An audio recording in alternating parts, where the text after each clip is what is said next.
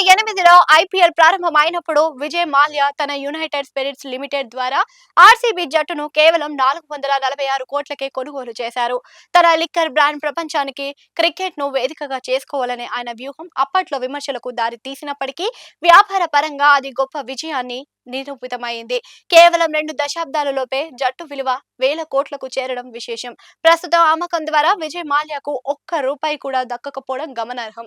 దీనికి కారణం ఆయనకు జట్టులో ఎలాంటి షేర్లు మిగిలి లేకపోవడమే. 2012లో బ్రిటిష్ కంపెనీ డియాజియో మాల్యాకు చెందిన యునైటెడ్ స్పిరిట్స్ లో 53.4% వాటాను 11,166 కోట్లకు కొనుగోలు చేసింది.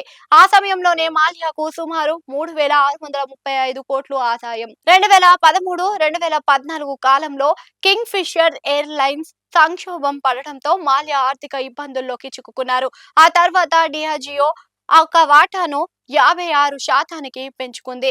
ఆ సమయంలో మాల్యా చైర్మన్ పదవి నుంచి తొలగిపోయినందుకు అదనంగా 515 కోట్లు చెల్లించారు. 2016లో మాల్యా లండన్ కు పారిపోయే సమయానికి ఆర్సీబీ విలువ 1,200 కోట్లుగా లెక్కగట్టి డియాజియో పూర్తి యాజమాన్య హక్కులను తన వశం చేసుకుంది. 2026లో జరిగిన ఈ తాజా డీల్ ద్వారా వచ్చిన 16,600 కోట్లు నేరుగా ప్రస్తుతం యాజమాన్య హక్కులు కలిగి ఉన్న యూఎస్ఎల్ ఖాతాలోని వెళ్తాయి. విజయ్ మాల్యా ఈ అమ్మకంపై లండన్ నుంచి ట్వీట్ చేసినప్పటికీ ఆర్థికంగా ఆయనకు ఎటువంటి ప్రయోజనం చేకూరలేదు. ఒకప్పుడు తక్కువ ధరకు కొన్న జట్టు నేడు వేల కోట్ల సామ్రాజ్యంగా ఎదగడం ఈ ఐపీఎల్ బ్రాండ్ పవర్ ను చాటి చెబుతుంది.